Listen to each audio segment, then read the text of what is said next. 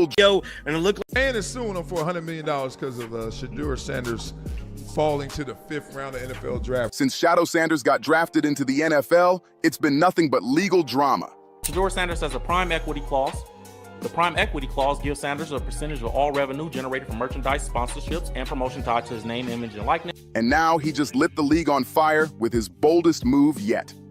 Reports claim Sanders signed a $250 million deal outside the NFL, and the owners are furious. Here's the kicker. His rookie contract with the Cleveland Browns, signed May 19th, 2025, looked totally standard on the surface. 5th round pick, 144th overall, a 4-year deal worth $4.65 million.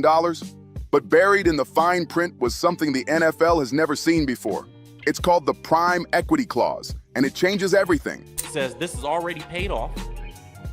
Shedeur's rookie jersey has reportedly hit $250 million in sales, earning him $14 million in commission, which far exceeds most rookie earnings. This deal gives Sanders a percentage of all revenue tied to his name, image, and likeness. Merch, sponsorships, promos, you name it. Instead of just being another player, Sanders basically became a business partner with the Browns. Insiders say the cut is around 5 to 6%, which is massive. For context, Caleb Williams, drafted 1st overall, signed a $39.4 million contract with a $25.5 million signing bonus. Meanwhile, Sanders' base deal looks tiny by comparison. $447,000 guaranteed, starting salary of $840,000 in 2025, slowly climbing to $1.2 million in 2028. Under normal rules, the Browns could have cut him after a year with almost no penalty. But here's the wild part. Thanks to this clause, Sanders flipped the system upside down. But Bucky is able to be behind the scenes that way because it's in Shedeur's contract that he controls his own media. Why? Why would Shedeur want to control his own media? Because then I can paint my own narrative, and then I can let you guys hear my. He's already pulling in insane numbers, with his rookie jersey sales alone reportedly hitting $250 million. The NFL's entire pay structure just got challenged by a 5th round pick, and owners are scrambling to figure out how to shut it down, earning Sanders a jaw-dropping $14 million in commission, more than his entire 4-year base deal and even more than most veteran QBs in their first season. The genius here? It doesn't break salary cap rules. It's structured as a revenue-sharing agreement, treated as business income instead of salary. That clever twist keeps it legal under the current NFL labor deal. The Browns hand Sanders 5 to 6% of all NIL revenue tied to him: jerseys, merch, slogans, sponsorships, even digital content. Basically, he turned himself into a walking profit center. For the Browns, it's risky but genius. His name alone drives sales a typical 5th rounder could never pull off. But Sanders didn't just cash in. He also secured total control of his media empire. Every platform, Instagram, YouTube, Twitch, it's all his. Usually, NFL teams restrict what players post, but Sanders flipped the script, keeping full editorial control while still cutting the Browns in on the profits. But in business, people understand how valuable your own platform is, especially because it builds and it grows over time. And in this situation, right, him retaining full ownership of all his personal media content, that means he can post the NFL. And then came the wildest twist. He got approval for his half-brother, Deion Sanders Jr., to embed his own media crew inside the NFL machine. That means exclusive behind-the-scenes content that normally gets blocked by league copyright. Even NFL Commissioner Roger Goodell had to personally approve this setup, a move that shows just how groundbreaking these negotiations were. Sanders didn't just get paid. He rewrote the playbook on player power, branding, and control, leaving the entire NFL shook. Sanders' contract even flips the tax game. Since his equity cash counts as business income, he can write off expenses like a company while still paying self-employment tax. Complicated? Yes. But it opens the door for way bigger long-term gains than a basic NFL salary ever could. And that's just the start. His endorsements are massive. Nike alone is worth $5 to $10 million a year, with beats by Dre, Gatorade, Mercedes-Benz, and Urban Outfitters stacked on top. These deals flowed right from his $6.5 million college NIL value into the pros without missing a beat. This is why they hate Shedeur Sanders. This is what it's about, then. It's that the things that he's coming in negotiating have never been done before. They always want it, and they like it for players to stay in a position of service. Put it all together. His base contract, the equity clause, plus endorsements, and Sanders is looking at a shocking $18 to $37 million in his first year. That makes a fifth-rounder the highest-paid rookie in NFL history. This isn't about draft rank anymore. It's about brand power. Sanders proved a player's social media clout and cultural influence can matter more than where they got picked. Michael Jordan's Nike royalties and Cristiano Ronaldo's image rights showed the blueprint, but Sanders dragged it straight into the NFL spotlight. Here's the kicker. Sliding from a projected top 10 pick to 144th overall cost him around $44 million in traditional salary. And it's suing him for $100 million because of Shedeur Sanders falling to the fifth round of NFL draft, claiming emotional distress, trauma, and other things. But through this wild contract and branding, he might end up making more than Caleb Williams and Jaden Daniels combined in year one. This deal set a precedent the NFL has never seen before. A rookie landing equity and team revenue tied to his own brand. Sanders didn't just get paid. He created a blueprint that every athlete is now eyeing, breaking the wall between college NIL money and pro contracts. And the mastermind behind it?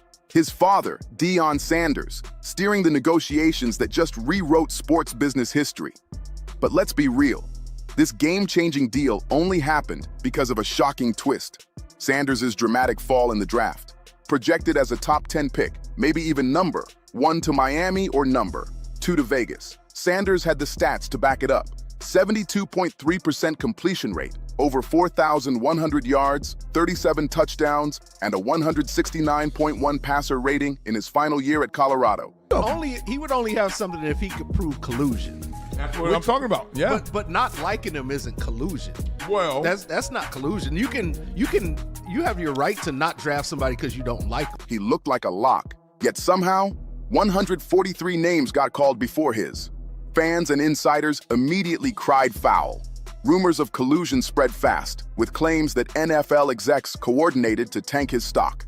The result? A fifth-round pick, a measly $4.65 million deal, and a $44 million loss in traditional contract value compared to what he should have earned as a top pick.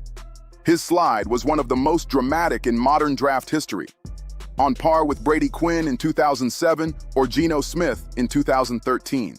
Because he's cocky, arrogant, then they're going to try and play it. They're going to OJ Glove it, and it's going to turn into some whole different issue. Because a black, confident, arrogant kid that's not liked for no other reason but just because I don't like.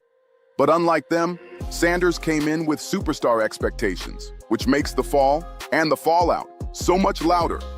So what really caused Sanders' shocking draft crash? Some point to legit football concerns, while others whisper about something way bigger: coordinated sabotage.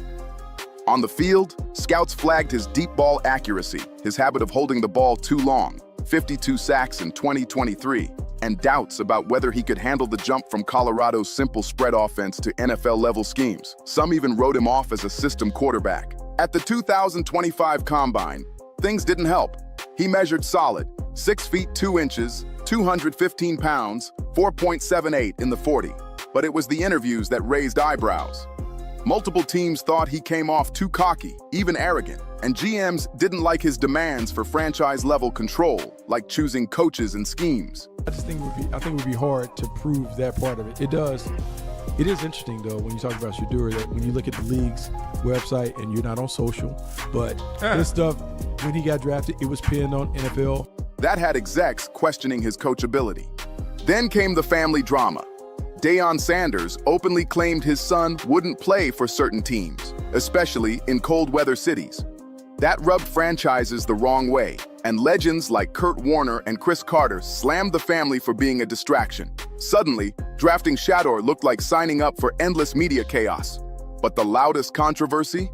Allegations that NFL teams colluded to tank his draft stock on purpose. High-profile voices in the football world have pushed this claim hard, raising questions not just about draft politics, but about deeper league governance issues, and maybe even discrimination. NFL legend Eric Dickerson dropped a bombshell, claiming on the Robin and Rodney show that a very good source told him the league straight up ordered teams not to draft Sanders. According to Dickerson, the NFL wanted to make an example of him for treating the draft process like a business deal instead of a job interview. He even alleged that the Browns were told to stay away until someone quietly gave them the green light. Hey, big guy. What's going on? Hey, look, you doing all right? You gotta let my brother have his way in the league. I'm worried about your pop. What you worried about him? Former MVP boomer Esiason backed it up, saying multiple owners flat out instructed teams to pass. Then, ESPN's Stephen A. Smith cranked the drama even higher, comparing it to Kaepernick-level collusion and pointing at resentment toward Deion Sanders himself. Smith claimed there were actual text messages and private chats between owners coordinating against Shedeur. It got so heated that a Colorado fan filed a $100 million lawsuit against the NFL in May 2025, accusing the league of antitrust violations, racial discrimination, and collusion. The suit even demanded access to a secret 61-page arbitration report on bias against black quarterbacks. You run fast, you jump high, you say yes sir, no sir, and we'll tell you what you're allowed to have. You don't believe that? Go look at Jerry Jones and Micah Parsons. Right now, the negotiation that's going back and forth between them. Experts say it'll probably get tossed, but the fact it exists shows just how explosive these allegations are. And while all this swirled, critics pointed to Sanders' own pre-draft demands as ammo for teams to justify passing.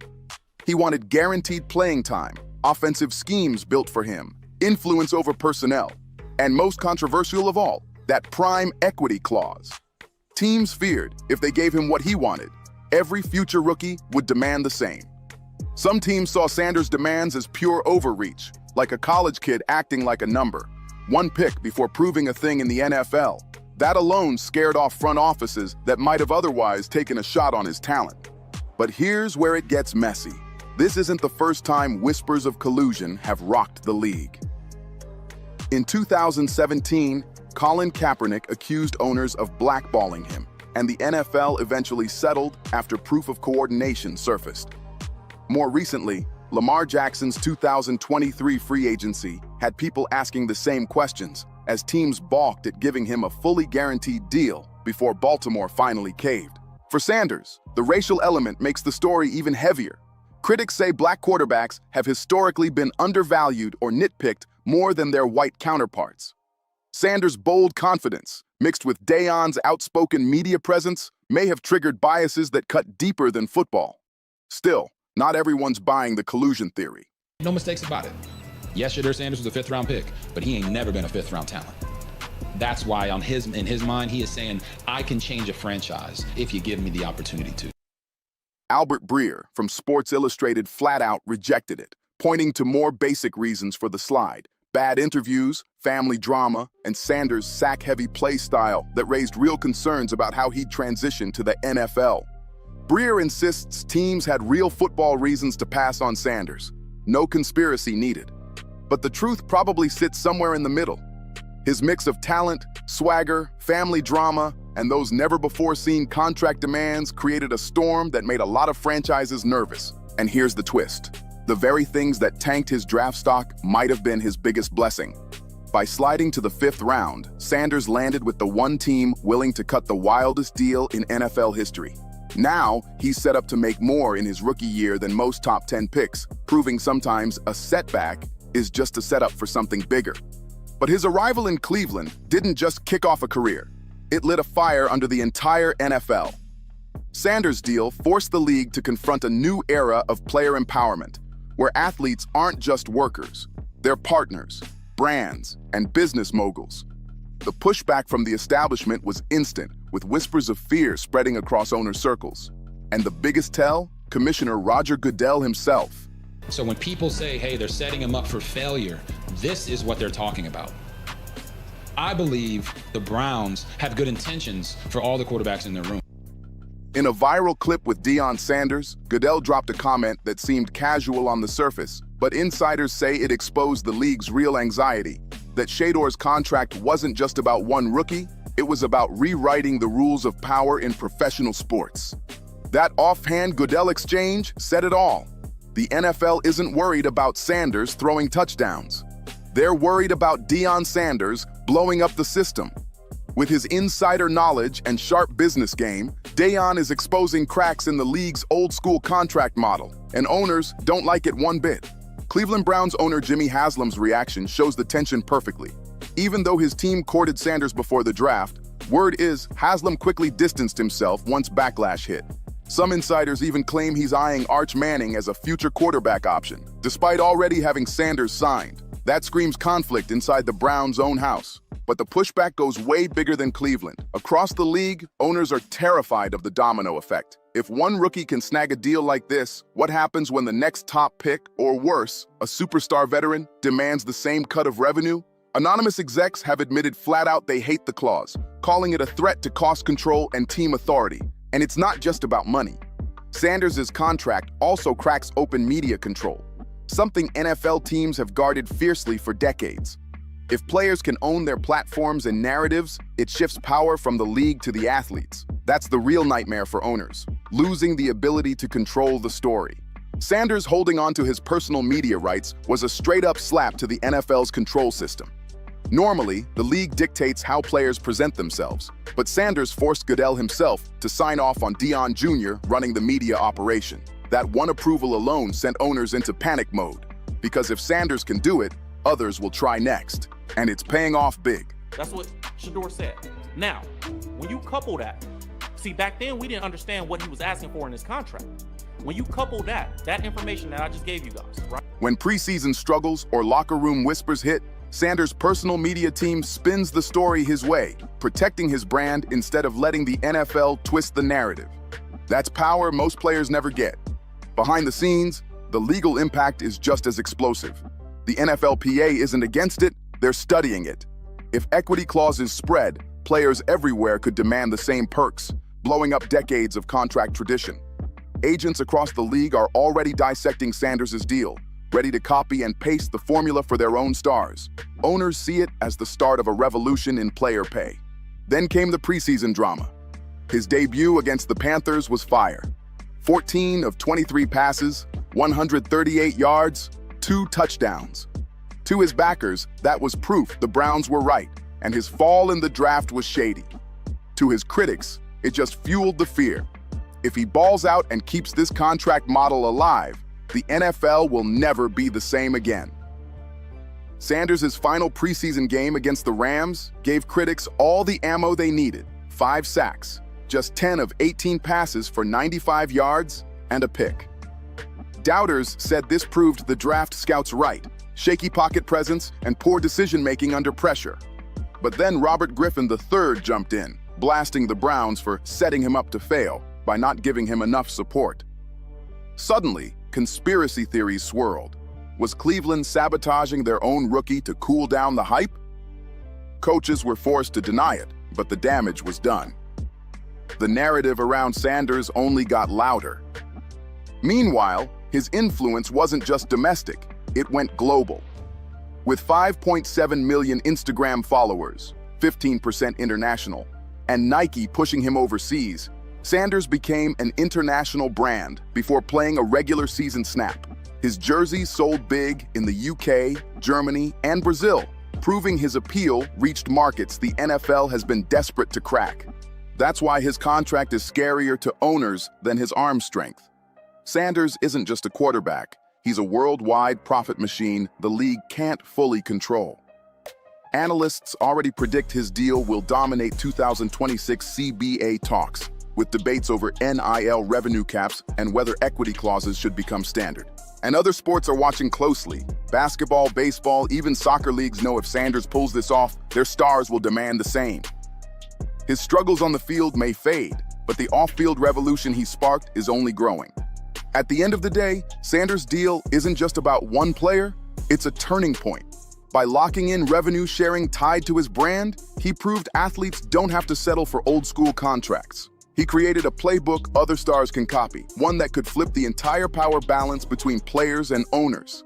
This is bigger than football. If the NFL embraces it, the league could grow in ways it never imagined. But if they fight it, we're looking at a full-blown battle between tradition and evolution, one that could shape pro sports for decades. And trust me, every athlete in every league is watching to see how it plays out. Don't forget to like, share, and subscribe, and hit the comments to let me know if you think Sanders just changed the game forever.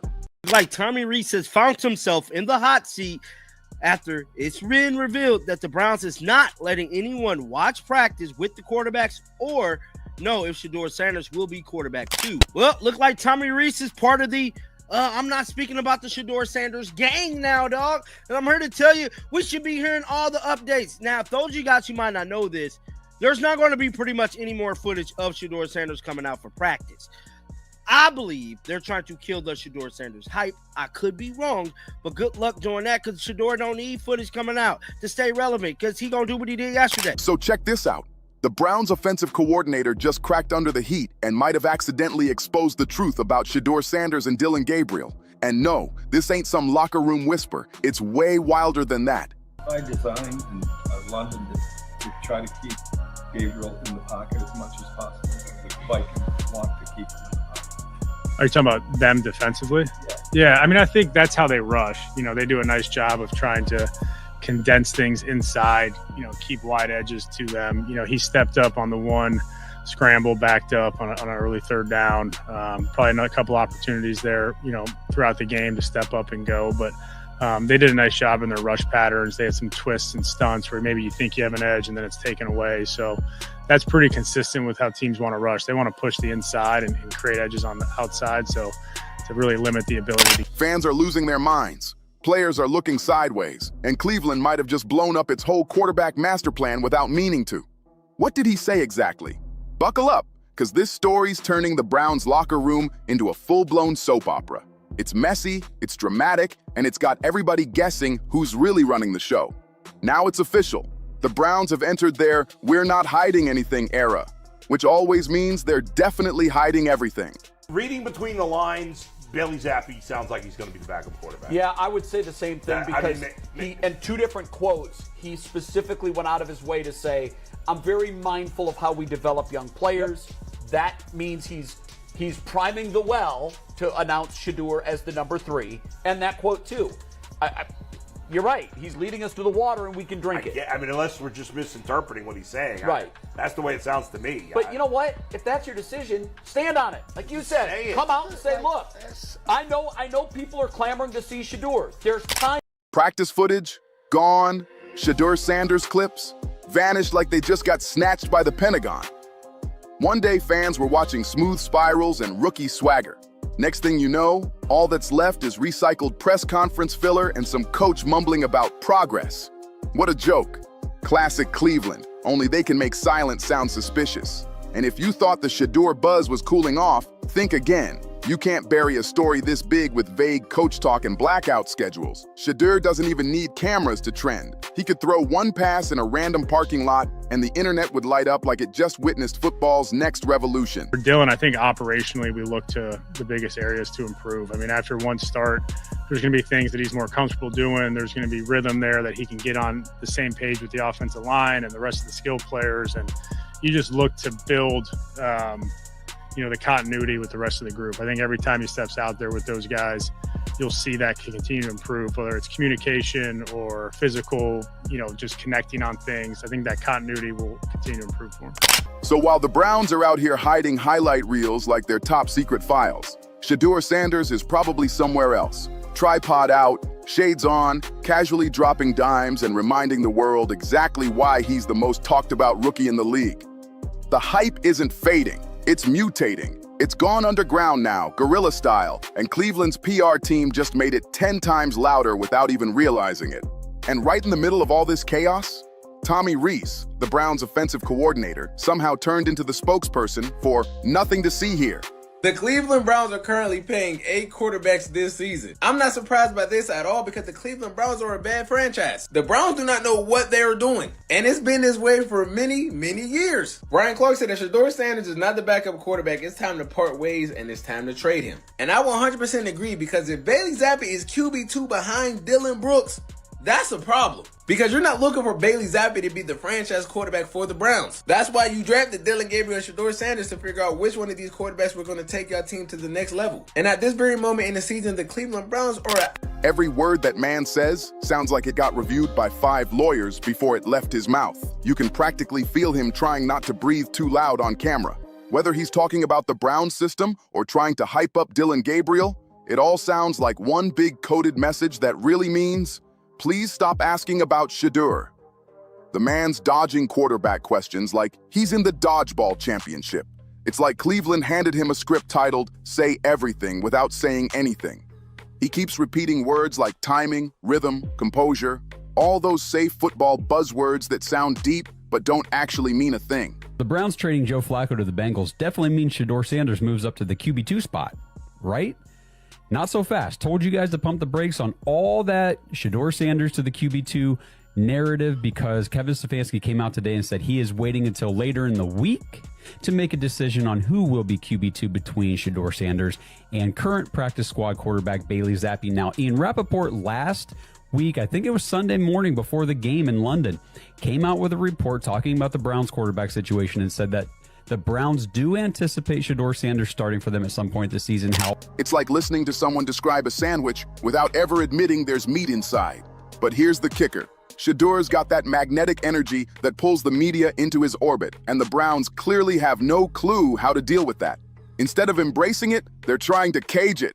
It's like they're stuffing a wildfire into a Tupperware container. I just can't express enough that I would rather do my taxes early than watch this playbook. By the way, yeah, it's it seems like somebody tweeted this. They said it seems like a chore watching the Browns instead of like entertainment. Not one kid on my baseball team watched the Browns game yesterday. For what? Why would they? These are kids who like sports. I mean, they play fantasy football. They have a fantasy football league. They're in the scoring, obviously. Jason's brought this point up a number of times on the show, and it's never been more true than now because I think we're into the second generation. Yeah. That footage blackout, please, it's not random. That's Cleveland slamming their own panic button in real time. They're terrified. The Browns know the second the public sees too much, the pressure to start Shedeur Sanders will drown out every other storyline in Cleveland. But here's the crazy part. You can't unring that bell. Once fans get even a glimpse of the next big thing, it's over. You can delete clips, mute reporters, and spin press statements all you want. The curiosity just comes back stronger, louder, and 10 times pettier. And then Tommy Rees went and slipped up again. Reports are coming in rapidly that Bailey Zappe is likely to be named the number 2 quarterback behind Dylan Gabriel instead of Shedeur Sanders. I know, a practice squad guy that was just there as a serviceable practice piece is about to outjump. From day one, I've been telling y'all, Coach Kevin Stefanski, General Manager Andrew Berry, and the offensive staff Tommy Rees and Billy Musgrave, and never wanted or never truly trusted nor wanted Shedeur Sanders in the first place. That's not hate, that's the reality. See, Jimmy Haslam only wanted him for business. He accidentally confirmed Shedeur's steady improvement, and just like that, the mystery got even juicier. He didn't mean to say it, but he basically admitted what everyone already knew. Shedeur's leveling up fast, way faster than anyone expected. And the Browns, they're not ready for that kind of storm. Meanwhile, Dylan Gabriel is standing right in the middle of the chaos looking like a substitute teacher trying to keep a class quiet. Everyone's pretending to respect him, but come on. The contrast between him and Shedeur is night and day. One's the headline, the other's the fine print. And trust me, Tommy knows it. That's why every so-called compliment toward Gabriel sounds like it came from a PR handbook. From this situation that I've been making you guys aware, this whole Shedeur situation wasn't a football decision. It was a business move made by owner Jimmy Haslam, who saw Shedeur as a marketing gold mine, not a quarterback to build around. Haslam knew bringing in Deion Sanders' son would boost ticket sales, jersey revenues, and the national attention for a team that's been struck in mediocrity. And I probably butchered that, just like the Browns quarterback situation, no pun intended, but it's been a mediocre, below average, functional, actually surprisingly, organization for well over 4 decades, and way worse since the purchase to the Haslam families in 2012. He handled the situation well, just drips with quiet panic, because deep down, they already know how this story ends. Gabriel might get his reps for now, But the longer Shedeur waits in the shadows, the louder those fan voices will get. Cleveland can lock down footage all they want, but they can't lock down the internet. You really think Twitter's just gonna sit still while their favorite rookie magically disappears? No chance. Please. Fans will make theories, edits, and full-blown highlight reels out of 2 seconds of practice footage if they have to. The Shedeur Sanders effect doesn't fade, it multiplies. And the wildest part? The Browns' attempt to kill the hype is actually feeding it. By cutting off access, they've turned every missing clip into a conspiracy thread. Now, people are out here acting like the Browns are hiding state secrets. And honestly, they kinda are. What are the Browns doing? What do you think? Is it Shedeur now, is second string? I know Bailey Zappe's on their practice squad. And Deshaun Watson, we've seen him on a practice field every now and then. What's the Browns' plan here moving forward, do you think?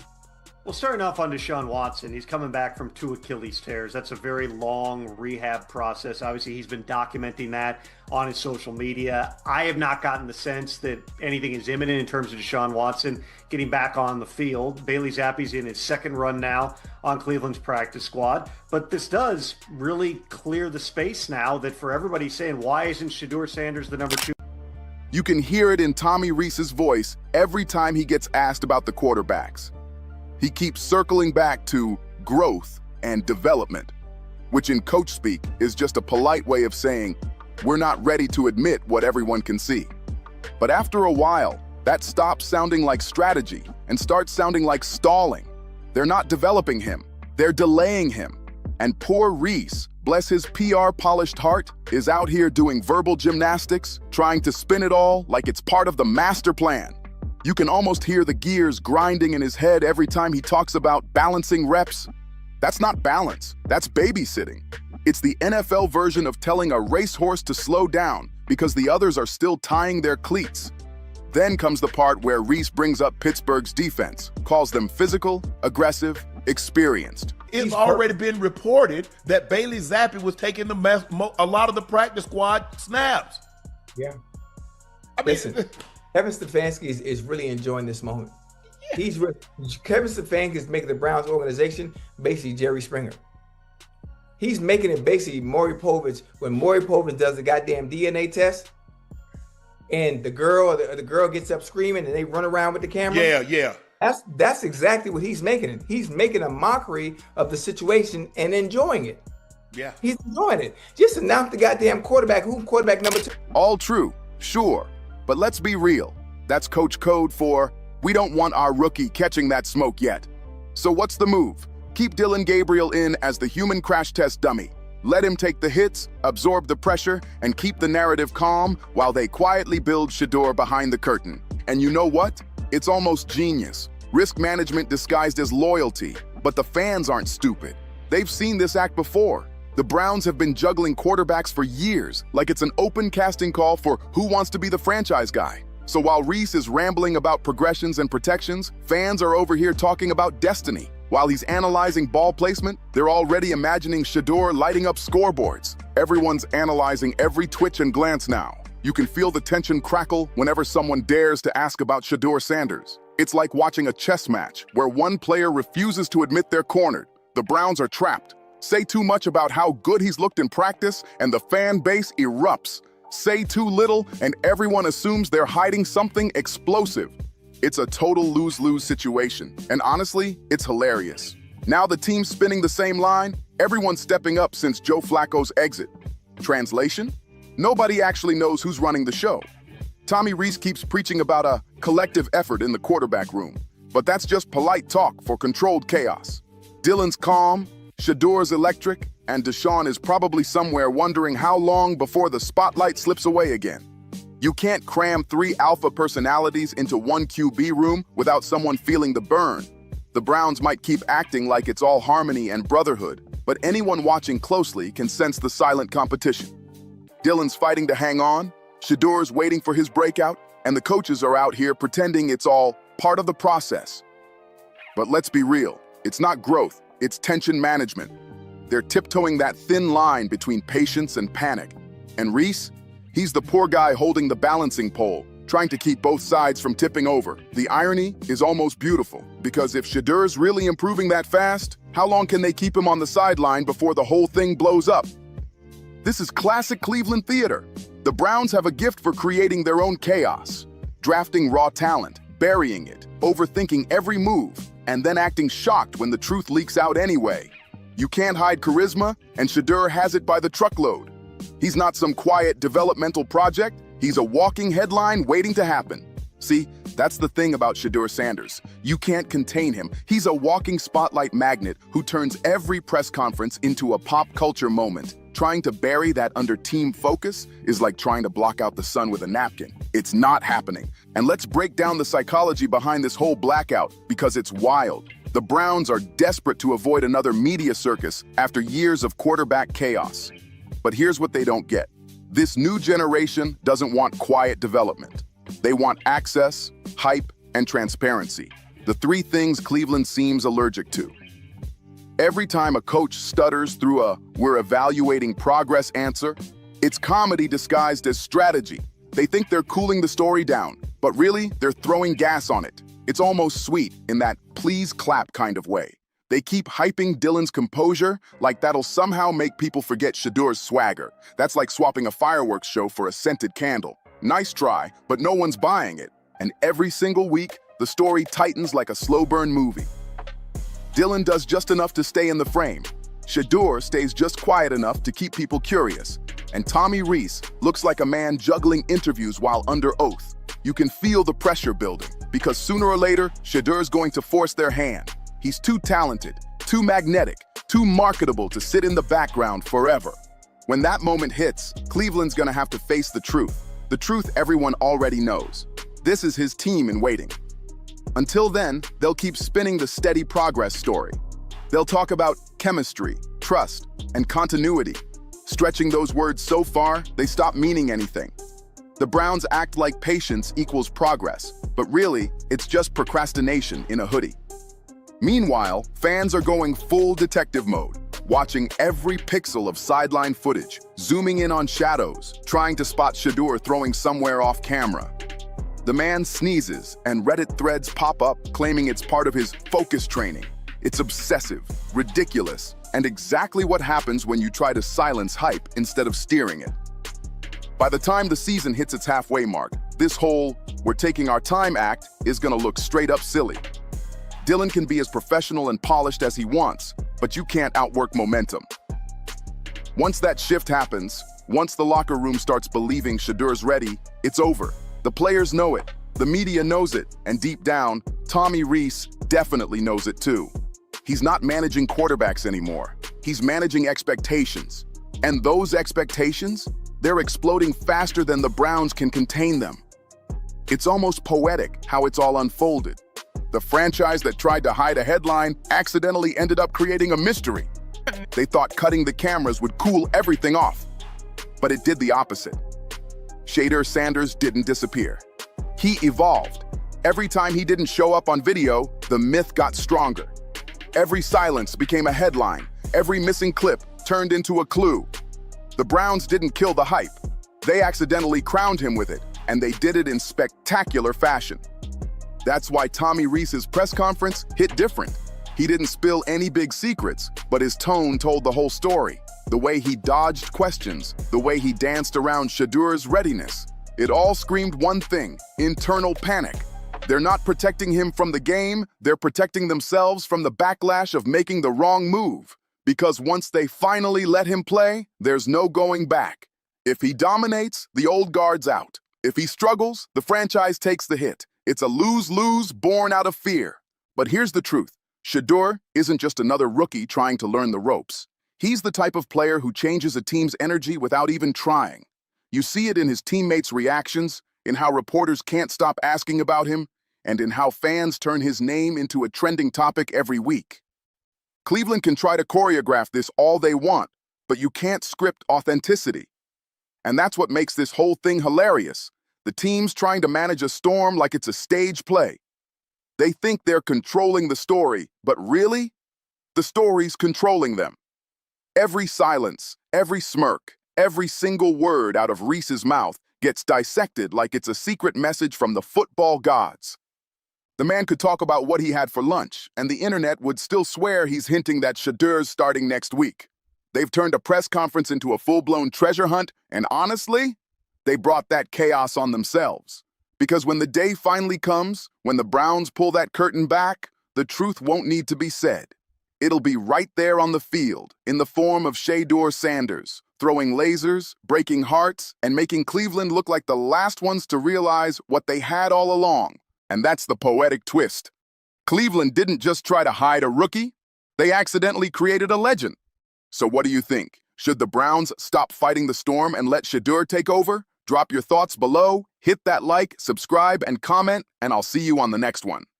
We got to take care of the ball better and continue to find opportunities. They hadn't turned it over. And then when their gimmick plays ran out, I thought we played pretty good defense. How is it even possible that the NFL season's rolling like this, and it's not breaking the entire football world every single day? The chaos is insane, and this time, it's Mike Vrabel stirring the pot again. The man didn't just drop a hint, he flat out threw shade. And guess who's catching all that heat? None other than Kevin freaking Stefanski. Hey, but I'm telling you right now, this the real thing. The real thing. He called that fool a gimmick coach. I ain't lying. Vrabel straight up called him a gimmick coach. Like, what? That's wild. And get this, he said it right after that messy showdown between the New England Patriots and the Cleveland Browns on October 26th. That game had everything, except, well, the Browns' offense. Stefanski's squad started hot, sure, moving the ball smooth, mixing the run and pass like a well-oiled machine, even snagging an early touchdown to grab the lead. For a moment, it looked like Cleveland finally had it together. But let's be real, was that really a strong start? Nah, that was just a perfectly rehearsed script. You know, the same opening drive every team drills all week. Stefanski got to be one of the most hated people in America, bro. I just got to be honest. Everybody in Cleveland wanted to see Kevin Stefanski out of here like last year. They sick of this fool. Not to mention this whole Dylan Gabriel situation need to be unplugged. Once that script ended, so did the magic. The whole offense just fell apart like they forgot their lines. It's like they read the first page of the playbook and tossed the rest out the window. By the time the second quarter hit, the Browns weren't just losing on the field. They'd already lost the game in their heads. Before Cleveland fans start throwing shade my way, let me make one thing clear. I get it. You were clinging to that early spark like it was the start of a miracle.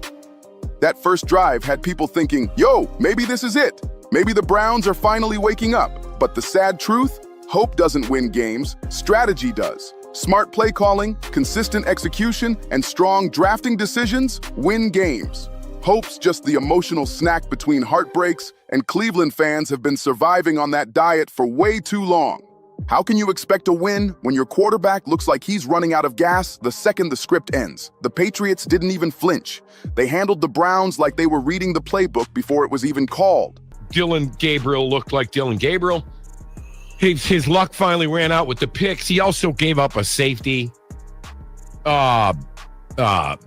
Chris, I've seen enough. I said I've seen enough last week.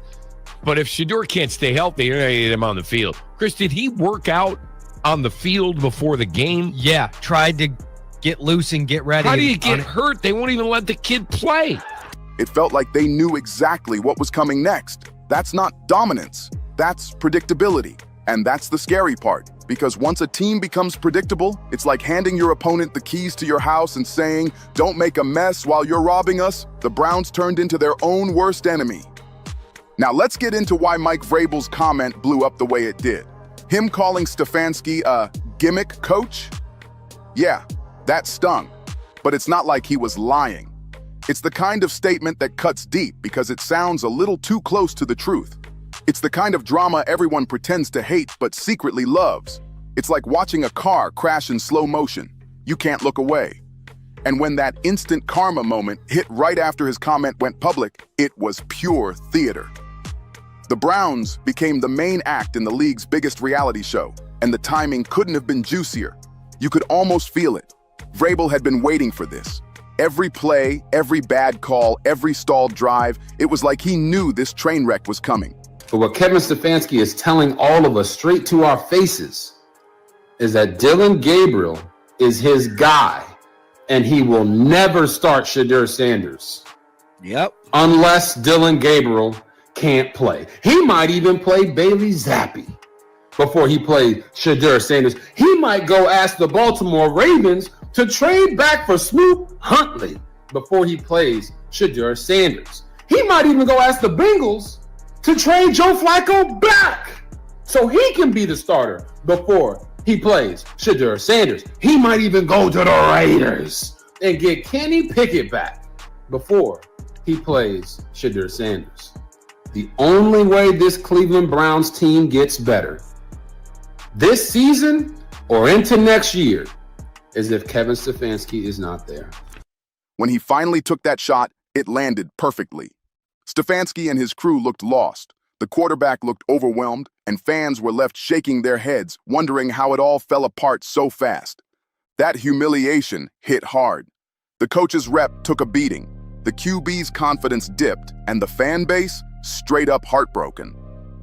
But here's the thing. People aren't mad without reason. Stefanski's been making strange choices for a while now.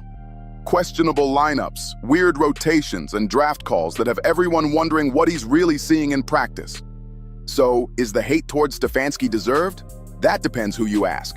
Some fans say he's just misunderstood, others say he's being roasted just the right amount. But this isn't just about one bad game or one unlucky Sunday. It's about a pattern that's been eating away at the Browns for seasons. Stefanski's decisions are starting to feel less like strategy and more like stubborn pride. And no, this isn't some PR stunt for Shedeur Sanders or a hype train for the next QB. This is about accountability. It's about how bad drafting, inconsistent leadership, and one inflated ego are dragging down a team that should be doing so much better. The Browns deserve answers, and until they get them, this fire's not dying anytime soon. The kind of drama that can blow up everything, and I mean everything, including one of the NFL's most hyped-up teams right now. This isn't just some mid-season slump. This is a full-on unraveling, happening right before our eyes. Let's talk Dillon Gabriel.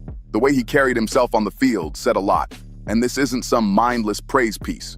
Credit where it's due, he came out confident, composed, and ready to prove himself. That first quarter, clean execution. He followed the script perfectly, dropped a sharp touchdown pass, and gave the Browns a 7-3 lead. For a rookie fresh out of college, that's impressive. You could see flashes of potential, his timing, his calm under pressure. It was all there. But the real test in this league doesn't come during those opening scripted drives. It comes when the game goes off script, when defenses start adapting and everything falls on instinct and football IQ. 92 the fan is, they kind of be pushing an agenda. Like, that's what I don't get. Like, their media structure is like weird as hell. It's like one person on the show hates Shedeur, the other person gotta like Shedeur. It seems scripted. I just gotta be honest, bro. This whole narrative in Cleveland, the way y'all media is structured, seem very scripted and whitewashed. And that's where Gabriel still shows those rookie cracks. He's learning, yes, but learning in the spotlight can be brutal when the expectations are sky high. Now, let's be honest, the real shade isn't about Gabriel struggling, it's about Stefanski, the coach who still doesn't seem to know why his offense keeps collapsing after the first drive. He's the one who keeps doubling down on the same mistakes like he's trying to prove a point instead of win a game. You'd think after all the noise and backlash, he'd change things up, right? But nope. It's like he's locked into autopilot while the team spirals. And then comes the elephant in the room, Shedeur Sanders. This is where things get spicy. Everyone already knows Shedeur's got game. He's talented, sharp, and has the kind of composure you don't teach. It's natural. His leadership lights up the field, and you can't fake that kind of presence. But here's the mystery. Why bench him? Why replace a proven, confident quarterback with a rookie still finding his rhythm? It's not just questionable, it's bizarre. People keep whispering about rotation strategy or developing young talent, but come on, nobody's buying that. This isn't Little League, this is the N.F.L. You don't bench your star unless something deeper is going on. And that's where the conspiracy theories start flying. Is it personal? Is there locker room tension? Did Shedeur challenge Stefanski behind closed doors? Because the timing and logic just don't add up. And please, don't even bring up that injury rumor. That story's dead. Shedeur's clearly fine. He's been showing up, staying sharp, and moving like nothing's wrong. If he were hurt, we'd all see it. But instead, he's sending a quiet message without saying a word. I'm ready, but they won't let me play. That's not injury. That's politics.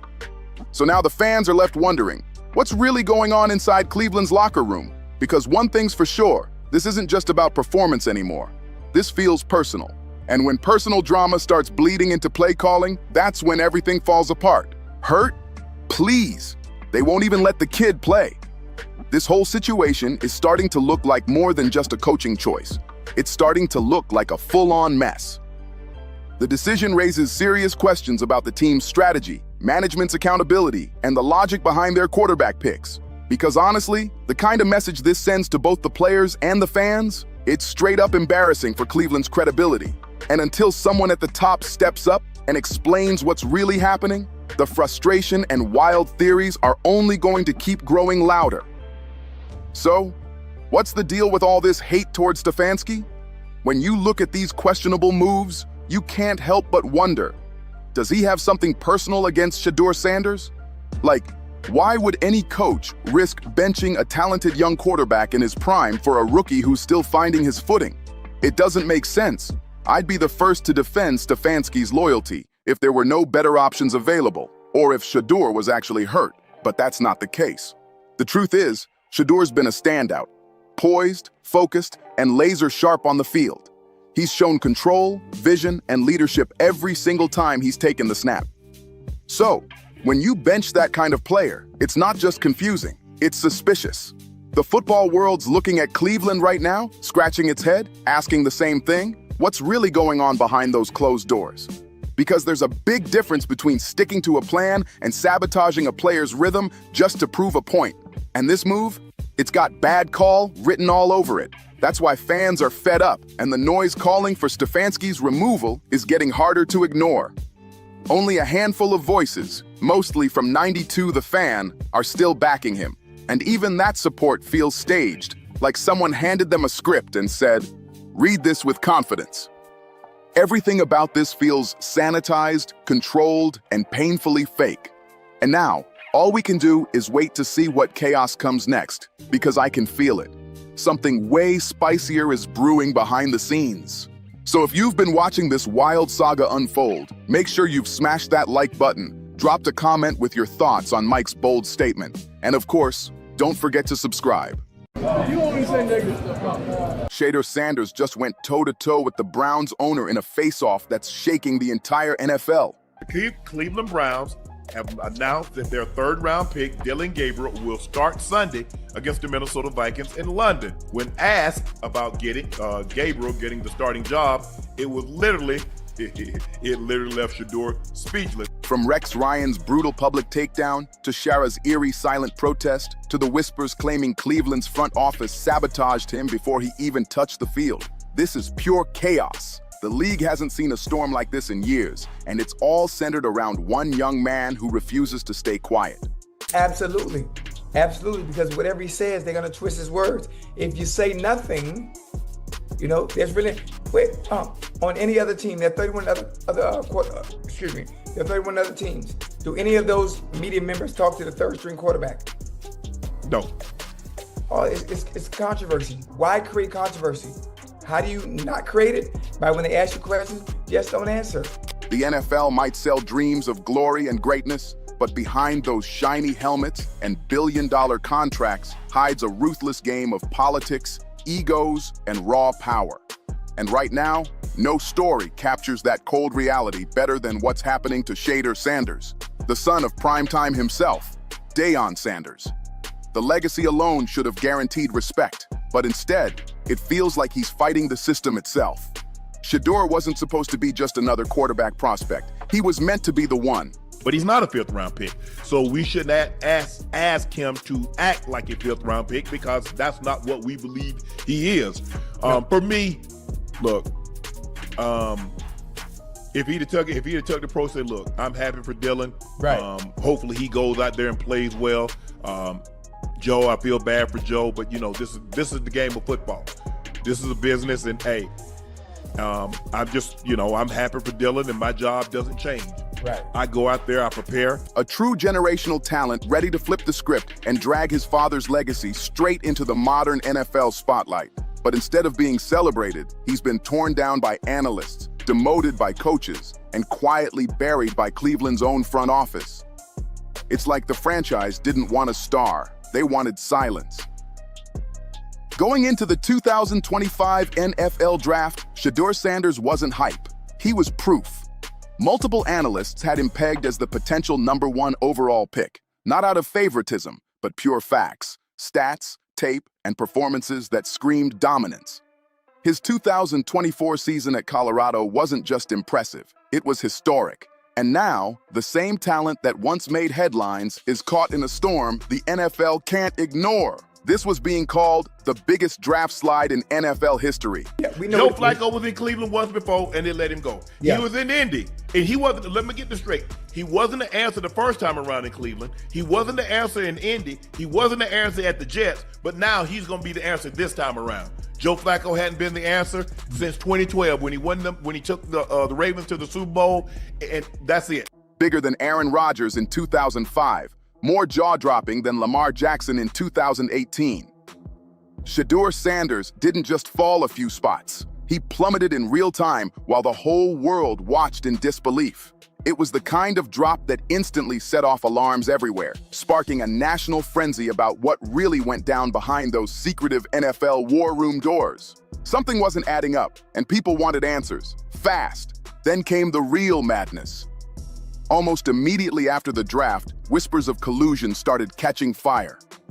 NFL legends began stepping up. Eric Dickerson himself claimed there was a league-wide blackballing against Shedeur Sanders. That's a great piece of television from Rex Ryan. Hats off to Rex and ESPN. So we're finally, this speaks to a cultural change. This is a black quarterback he's talking about, and he's talking pretty salty and spicy about him. And I think he's talking accurately about him. He said, if I know other coaches around the league are talking about it, you're lazy, you're not a leader, you're not at the front of the meeting room, soaking up everything you can. Even Boomer Esiason went on WFAN saying multiple owners had straight up told their general managers to erase Sanders from their draft boards completely. He said owners were giving direct orders like, take him off. I don't want that guy. That's not normal draft talk. That's power being flexed in the shadows. Let that sink in. We're not talking about a kid who ran a slow 40-yard dash or missed throws at the combine. This wasn't about skill. It was about control. It's just unusual to see the starter get benched. And, well, I guess it's common because when Russ got benched, Jackson Dart came in to start and Russell went to the backup. Right. So I guess it's not as unusual as we might think it is. You're like, well, hold on. Flacco got benched. Shedeur was already third. Shouldn't everybody just like move up a spot and the guy jumps back? But that's seemingly not how they did it because Brian Daboll said that Jackson Dart would start the rest of the season and Russ would serve as his backup, and Jameis stays where Jameis is. We're talking billionaire owners allegedly scheming to keep a talented, confident black quarterback with a legendary father and a bold image out of their spotlight. The reasons swirling around this scandal are wild and chilling. Some insiders say it's payback for Deion Sanders shaking up the old power game in college football, breaking traditions and winning his own way. Others say it's about the discomfort certain circles still have with a black quarterback who flaunts diamond watches, drives luxury cars, signs massive NIL deals, and refuses to apologize for his wealth or success. And then there's the craziest theory of them all, Shedeur's rumored contract demands. Word is, he asked for something unheard of, a piece of team merchandise and media revenue. That kind of move could have flipped the NFL's entire money system upside down, and apparently, that scared some very powerful people. The old guard was furious. Former Congressman Jamal Bowman didn't hold back, saying the NFL was scared of strong black men who refused to bend to white corporate expectations. Music mogul Uncle Luke and podcaster Joe Budden backed him up, calling Shedeur's draft slide a blessing in disguise because it ripped the mask off the league and exposed the bias running deep in its system. The comparisons to Colin Kaepernick's blackballing came instantly, and they hit hard. But the NFL wasn't taking those claims quietly. Teams fired back fast, denying any racial or political motive, and pointing instead to legitimate concerns from the draft process. Reports suddenly popped up saying Shedeur bombed multiple team interviews. Anonymous coaches painted him as unprepared for playbook breakdowns, too confrontational when questioning team culture, and, get this, one even claimed he took a FaceTime call in the middle of an interview. One coach went so far as to call it the worst formal interview I've ever had. That's the kind of dirt that spreads fast and sticks even faster. Then came the criticism about his decision to skip combine workouts. Shedeur chose to meet only with top 7 teams, a bold move meant to flex his value, but it backfired spectacularly. Scouts began whispering that his confidence was arrogance, that his sideline body language screamed entitlement, and that he blamed teammates too easily when plays fell apart. Suddenly, his swagger was being twisted into a lack of humility, the exact opposite of what NFL execs want from a young rookie, especially one who's already in the spotlight. And hovering over it all was the Dion Factor. But it's a situation, Ocho. People want to see him succeed or they want to see him fail, but they want to see him on the field. Yeah, that's what it comes down to, Ocho. I want to see him on the field, and I want to see him sink or swim. Deion Sanders didn't just defend his son; he challenged the entire N.F.L.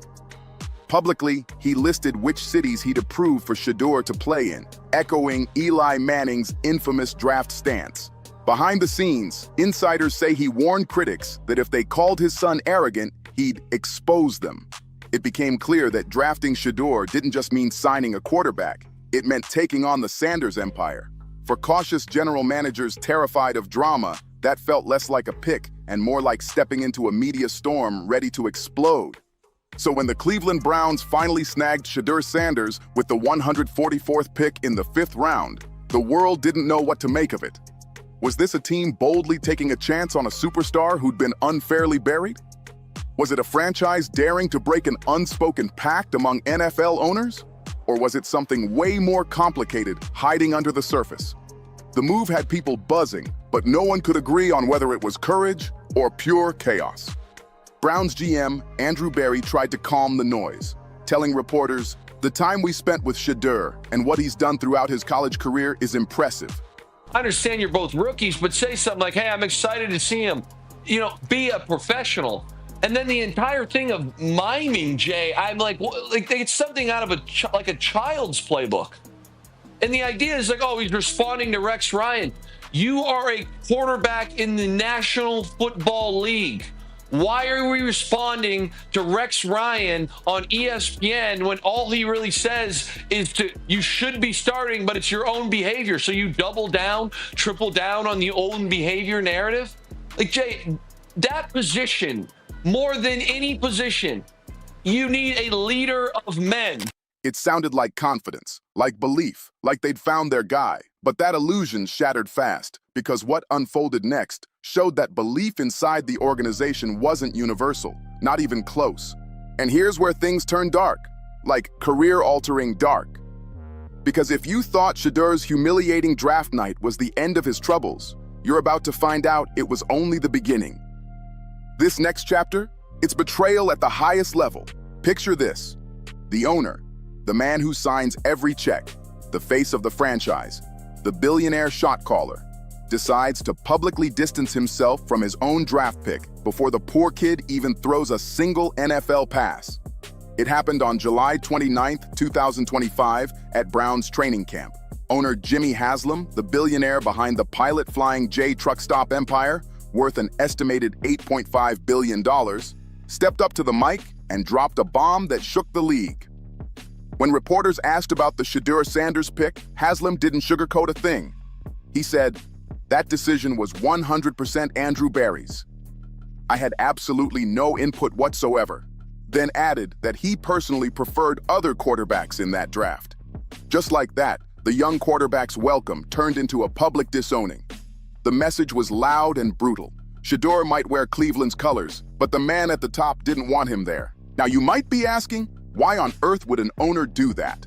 Why would a billionaire publicly throw his own draft pick under the bus before the kid even got a fair shot? Well, according to insiders, Jimmy Haslam wasn't acting out of emotion. He was playing politics. Reports say he was trying to calm down furious NFL owners who were livid that Cleveland had broken an unspoken agreement. Don't touch Shedeur Sanders. Remember, the Browns were already public enemy #1 in the NFL after giving Deshaun Watson that fully guaranteed mega contract. The league's elite had never forgiven them for it. So, when Cleveland drafted Shedeur, it looked like another slap in the face to the establishment, a defiant, we'll do what we want move that made Haslam's phone light up with angry calls. So, to save face and protect his standing with his billionaire buddies, Haslam decided to make a sacrifice. He publicly distanced himself from Shedeur, throwing him to the wolves to prove his loyalty to the old guard. And that message? Oh, it landed hard. That's what it comes down to, because all this talk, well, he shouldn't have been this or he shouldn't have been that. Now, he's going to either prove a camp right or he's going to be proven wrong. Right. But so they want to say, okay, we see, now that's why he slid to the 5th round. Mm-hmm. Man, I don't know how, y'all see how he playing? He should have never been in the 6th round. I mean, the 5th round. Not just for Shedeur, but for every player, coach, and fan watching. It screamed, this kid isn't wanted here. The owner didn't believe in him. And if the guy signing the checks doesn't want you, what chance do you really have? But here's where it gets real. Shedeur didn't fold, not even close. When reporters swarmed him after Haslam's comments, he stood tall and fired back, I'm here to prove them wrong. Actions speak louder. He stayed calm, focused, and professional. He talked about earning respect through performance, controlling what he could, and shutting out the noise. That's poise most veterans don't even have. Then came the preseason, and Shedeur delivered. In his debut against the Carolina Panthers, he went 14 of 23 for 138 yards and 2 touchdowns with 0 interceptions. He looked sharp, confident, ready to compete, but instead of climbing the ladder, the Browns shoved him down it.